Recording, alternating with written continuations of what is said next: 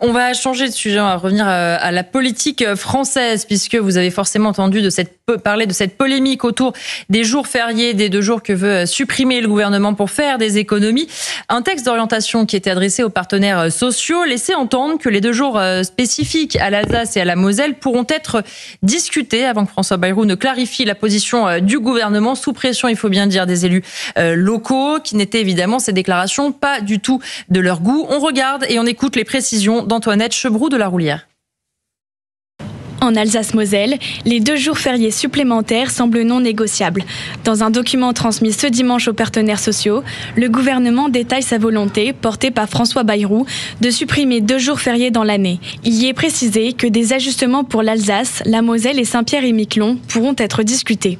Une petite phrase qui a suffi à susciter des tensions. Pour beaucoup, elle vise directement le vendredi saint et le 26 décembre, jours fériés supplémentaires dans la région. Le maire de Colmar, Éric Stroman, a réagi. De la même façon, c'est une remise en cause du droit local.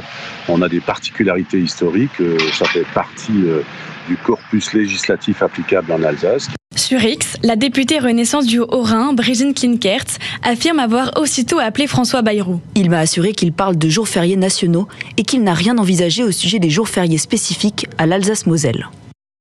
Je pense qu'il a été un peu dépassé par son administration, qui a dû faire une proposition qui lui a échappé, puisqu'il est revenu immédiatement sur son choix, sur cette proposition.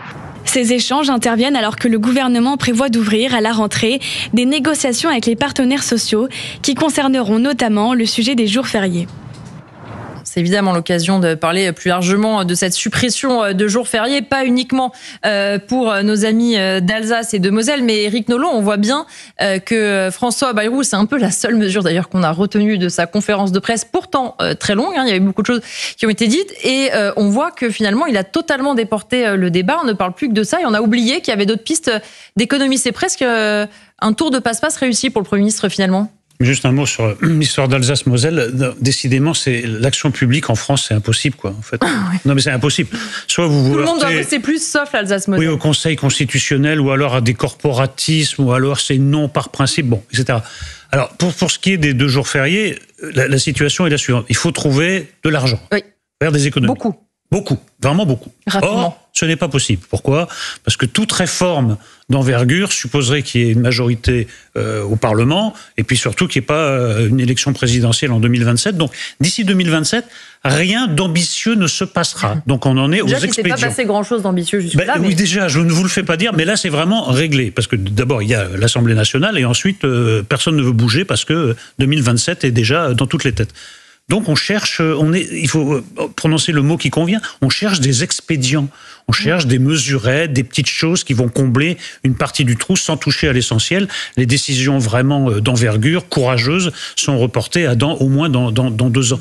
Donc le Premier ministre, il fait ce qu'il veut, ce qu'il peut, parce qu'il veut malheureusement pour lui, ce qu'il peut, et même quand il propose des choses qui ne sont pas d'une envergure folle, il se heurte à des tas d'oppositions. Non mais ce pays va vraiment très très mal.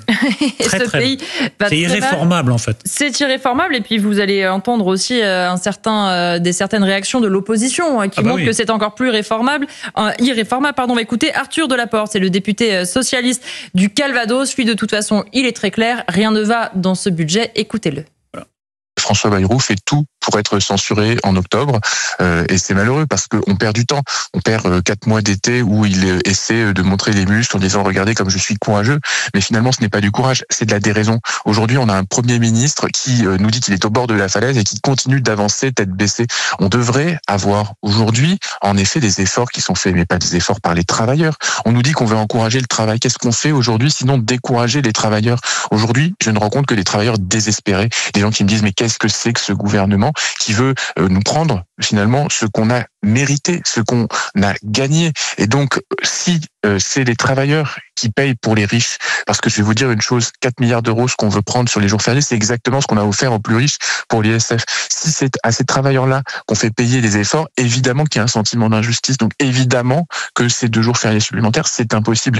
Michel Fayad, on entend Arthur Delaporte disant François Bayrou fait tout pour être censuré. En même temps, je ne vais pas me faire la porte-parole de François Bayrou, mais quand il faut faire autant de dizaines de milliards d'économies et en même temps être un Premier ministre populaire, on ne va pas se mentir, ça ne peut pas arriver. Et François Bayrou fait sans doute, comme le disait Éric Nolot, surtout ce qu'il peut. Est-ce que ce sont les bonnes pistes ?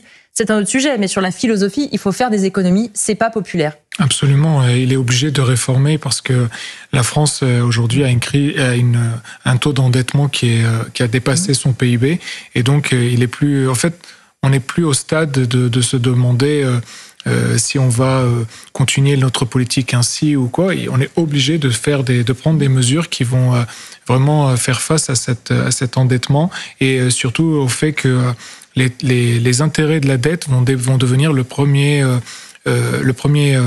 poste de dépense de l'État dans quelques temps. Mais encore une fois, ce député oublie le fait que la gauche porte une énorme responsabilité dans la situation actuelle du fait des 35 heures. Oui.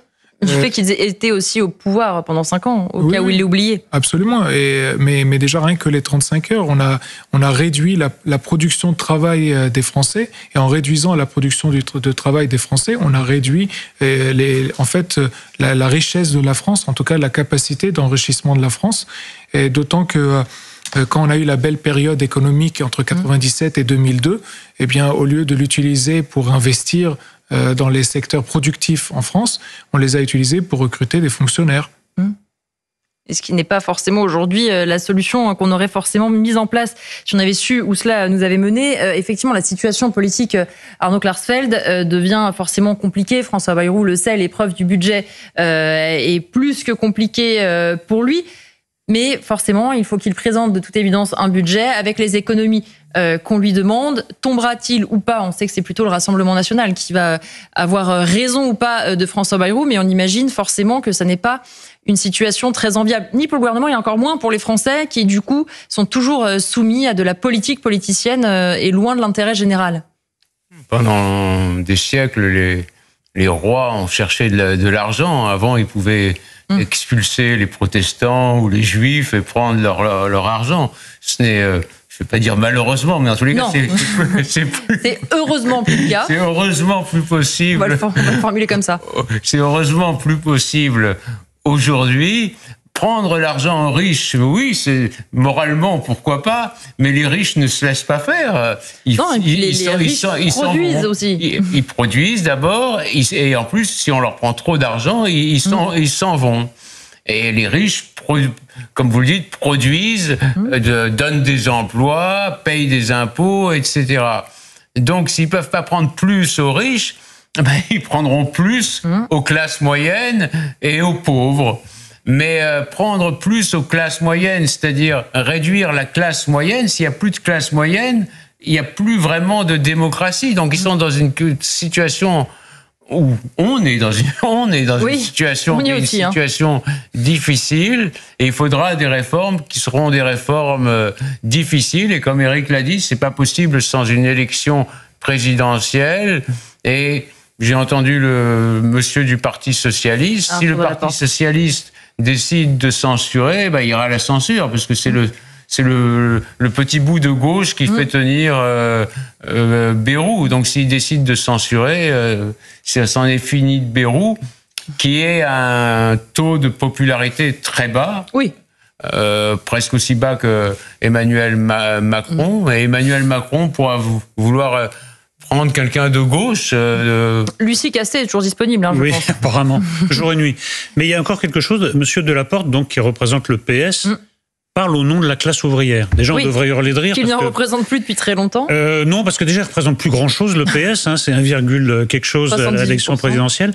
Et en plus, alors, les ouvriers qui votent pour le PS, là, c'est des raretés. Ils doivent être exposés comme spécimens d'une espèce en voie de disparition. Donc, écoutez, moi, j'aimerais bien. Il nous dit, mais on rencontre des travailleurs désespérés qui me disent, moi, j'aimerais bien parler avec ces gens. Voilà, est-ce qu'il les connaît vraiment ? Moi, j'ai un doute. Je pense que là aussi, il faudrait s'en remettre à la voie populaire.